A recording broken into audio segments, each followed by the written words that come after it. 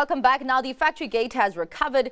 Back in positive territory, the Absa PMI shot up from 45.7 in June to 52.4 in July, boosted by a pickup in local and global demand, pushing up business activity during the period. Andiswa Nondudule, economist at Absa CIB, joins us with a closer analysis of the index and what it suggests for the manufacturing sector moving forward. Thank you so much for your time, Andiswa. Of course, really the big thing that jumps out at you is that the PMI went from contractionary territory to expansionary territory. Where's all this optimism coming from?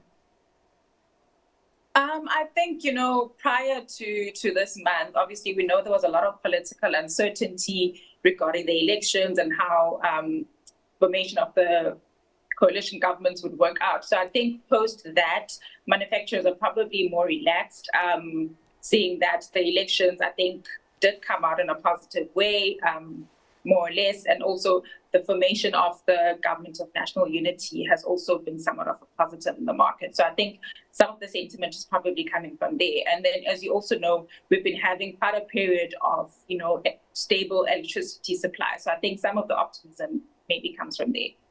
I mean, listen, it's one thing for the activity locally to actually go high because obviously of the more positive sentiment coming from the formation of the GNU, of course, something that could lead to a better economic landscape, but also global activity also pushed up high. And I'm wondering if this is maybe a better economic landscape globally, or maybe it's just based on expectations that things will get better, maybe on the interest rate inflation front. Yes, I think also in terms of growth as well, and I think, as you quite mentioned, that in terms of inflation and also interest rates. So it's somewhat of a better global environment as well. All right. I mean, just talk to us about, deliveries, inventory and all of that. How is that standing considering, I mean, you mentioned also the, things on the electricity front have gotten better. But in terms of ports, things, I don't know how things are. It seems like they're still a little bit shaky. Yeah, there's still obviously some logistical issues from that front, but I think there's been a lot of improvement from the backlogs that we saw at the end of last year. So there has been some improvement from that front.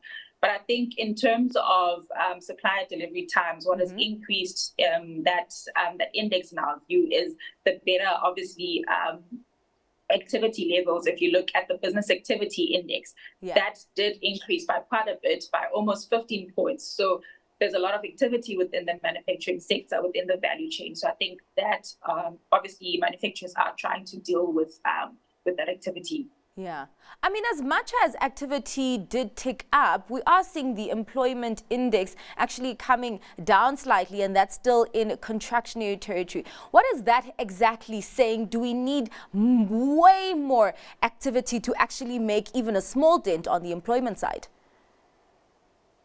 Yeah, possibly. But I think the issues with employment in the sector are quite deep and structural, right? Yeah. So I think, we just need to be creating more employment. Yes, we are seeing this huge pickup in activity levels, but it's not really translating to employment in the sector.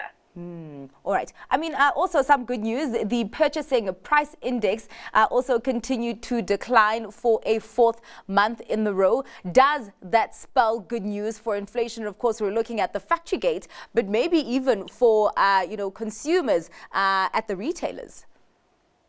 Definitely. So with obviously lower purchasing prices, it does bode well for, as you said, for the producer side of inflation. But as you know, from producer prices, they will then spill it over to the consumer. So it is definitely good news for the consumer. All right. Talk to me about expected business conditions in 6 months' time. Has this significantly improved from what we have seen previously this year? Yes, so that did improve by quite a bit, I think, to levels last seen at the beginning of 2022 even. Yeah. So there's quite some optimism there from that front. So I think, as I mentioned earlier, the sort of some optimism around the GNU and also the electricity stability has also, I think, buoyed some of that confidence.